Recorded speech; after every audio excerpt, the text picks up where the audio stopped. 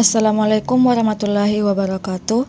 Saya Nur Fadilah Hambali ingin sedikit memaparkan untuk penjelasan arsitektur IoT sederhana untuk penyerapan dan pelaporan. Jadi langsung saja di sini ada konteks. Dengan munculnya teknologi 5G, banyak perangkat akan terhubung ke internet dan dapat dipantau. Tetapi untuk memantau perangkat ini, pengembangan perangkat lunak dan arsitek perangkat lunak harus mengikuti permintaan peristiwa dan informasi yang tinggi ini. Dalam upaya untuk mencapai hal ini, tujuan ini mencoba untuk mendefinisikan arsitektur IoT atau Internet of Things yang kuat. Satu arsitektur IoT yang kuat harus mengeksplorasi beberapa konsep dan mengandung komponen tertentu. Untuk membuat arsitektur dapat diperluas, tersedia tinggi, dan dapat diskalakan karena dalam hal ini kita harus mengharapkan informasi yang masuk secara massal, pembuatan laporan yang disesuaikan, fleksibilitas informasi data, dan terlalu banyak aspek lainnya. Berikut sedikit gambaran dari arsitektur IoT. Bisa dilihat di slide berikut. Arsitektur pada dasarnya memiliki 3 bidang utama. Yang pertama itu ada tertelan. Penyerapan adalah inti dari arsitektur karena tanggung jawab utama adalah mengonsumsi data yang dikirim dari aset. Aset di sini atau sensor, mobil, perangkat IoT secara umum. Memvalidasi data dan menyimpan informasi dalam database. Umumnya, sistem penyerapan menggunakan protokol MQTT untuk menerima data. MQTT adalah singkatan dari MQ Telemetry Transport. Ini adalah mempublikasikan atau berlangganan protokol perpesanan yang sangat sederhana dan ringan, dirancang untuk perangkat terbatas dan bandwidth yang rendah, latensi tinggi atau jaringan yang tidak dapat diandalkan. Prinsip desainnya adalah untuk meminimalkan bandwidth jaringan dan kebutuhan sumber daya perangkat, sementara juga berusaha memastikan keandalan dan beberapa tingkat jaminan pengiriman. Prinsip-prinsip ini juga ternyata membuat protokol ideal dari dunia perangkat yang terhubung dengan mesin ke mesin atau M2M atau Internet of Things yang sedang berkembang. Dan untuk aplikasi seluler di mana bandwidth dan daya baterai itu sangat mahal. Dalam area ini terbagi dalam layanan yang pertama, layanan tepi atau penyerapan. Tanggung jawab utama layanan ini adalah menggunakan data yang dikirim ke broker MQTT dan memverifikasi apakah informasi tersebut valid untuk dikirim ke rangkaian waktu layanan persisten.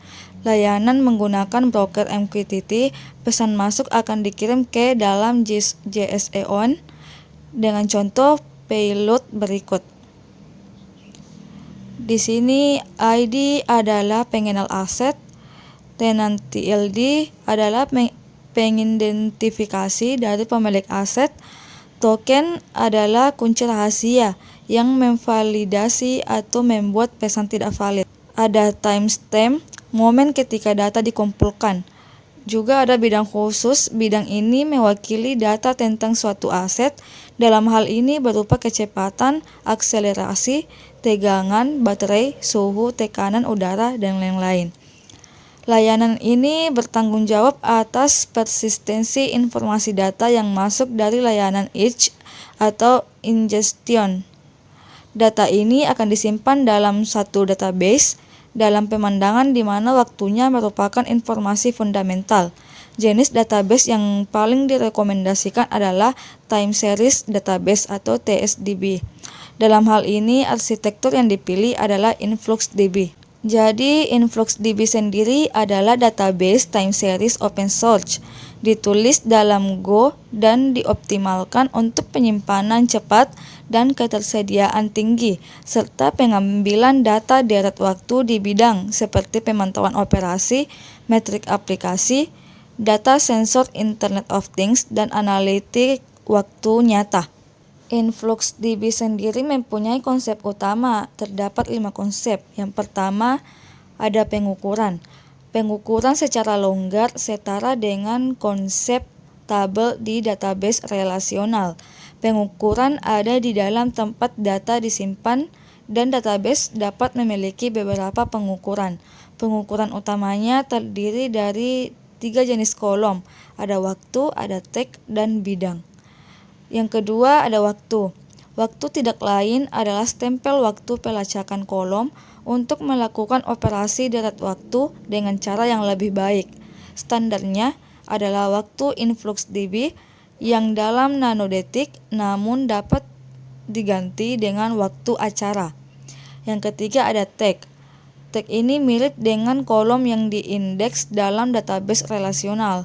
Poin penting yang diingat adalah bahwa operasi relasional seperti where, group, by, dan lain-lain dapat dilakukan pada kolom hanya jika ditandai sebagai tag. Yang keempat ada fields. Fields adalah kolom tempat operasi matematika seperti penjumlahan, min, turunan non-negatif, dan lain-lain. Seperti dilakukan, namun versi terbaru nilai string juga dapat disimpan sebagai kolom. Yang terakhir ada konsep seri. Seri A adalah konsep terpenting InfluxDB. Rangkaian adalah kombinasi dari tag, pengukuran, dan kebijakan penyimpanan atau default dari InfluxDB. Kinerja database InfluxDB sangat bergantung pada jumlah seri unik yang dikandungnya, yang pada gilirannya adalah kardinalitas tag XNO, pengukuran X, kebijakan retensi. Yang kedua ada pelaporan. Pelaporan akan menjadi komponen yang bertanggung jawab untuk menampilkan atau menghasilkan informasi dan mengirimkan pemberitahuan tentang aset. Rekomendasinya adalah membagi area menjadi 2 layanan. Yang pertama, layanan agregasi deret waktu. Layanan ini bertanggung jawab untuk meminta data aset. Layanan dapat mengembalikan data dalam format berikut.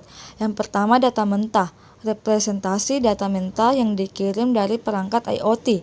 Yang kedua, data gabungan.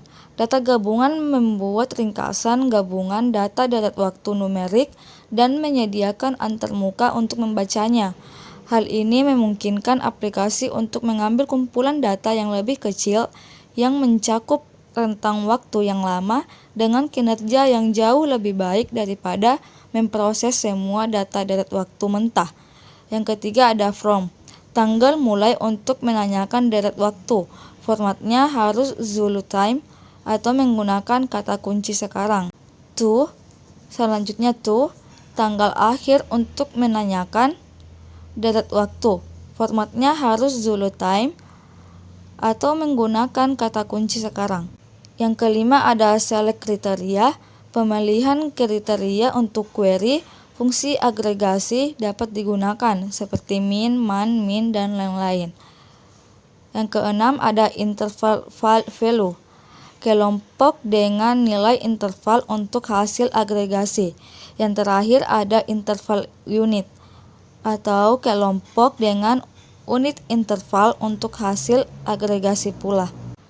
Layanan ini bertanggung jawab untuk aliran atau online hasil terakhir dari aset. Dengan layanan ini memungkinkan untuk memantau hampir secara real-time apa yang terjadi pada aset tertentu. Yang kedua ada layanan aturan. Tanggung jawab utama layanan aturan adalah memberitahu pemilik aset dari aturan dipicu. Notifikasi dapat dikirim dengan notifikasi aplikasi email atau SMS atau seluler dengan sistem eksternal. Di atas beberapa contoh aturan. Yang pertama, sebuah mobil mencapai 10.000 km dan revisi baru harus dilakukan. Yang kedua, suhu sensor mencapai nilai tertentu. Yang ketiga, kecepatan mobil semakin tinggi. Semua aturan dapat ditentukan dengan nilai ambang yang tepat dalam konfigurasi aturan dan setiap aset harus memiliki aturannya sendiri-sendiri. Yang ketiga ada sistem tertanam. Sistem tertanam bertanggung jawab atas informasi yang dikirim dari perangkat IoT. Dengan informasi aset, perangkat mengirimkan JSON, cache, atau Connection Service. Dalam contoh arsitektur ini, kami memilih perangkat keras Arduino untuk membuat sistem tertanam karena biaya rendah setiap papan. Selanjutnya, layanan tertanam Arduino. Sistem tertanam bertanggung jawab untuk terhubung ke broker MQTT dan mengirim JSON dengan semua informasi yang ditangkap dari sensor mereka sendiri. Dalam contoh implementasi ini, kami mengumpulkan informasi berikut. Yang pertama ada suhu, ada tekanan, terakhir ada kelembapan. Setelah mengirimkan informasi ke broker MQTT, sistem tertanam bertanggung jawab untuk menempatkan perangkat pada waktu tidur dan setelah itu perangkat akan bangun dan memulai streaming lagi. Yang terakhir ada pertimbangan akhir. Arsitektur ini hanya salah satu kasus bagaimana pendekatan masalah, banyak aspek dapat diubah atau diganti. Tetapi konsep satu arsitektur sistem IoT mungkin akan didasarkan pada jenis pendekatan ini. Sekian dari pemaparan penjelasan saya. Terima kasih. Wassalamualaikum warahmatullahi wabarakatuh.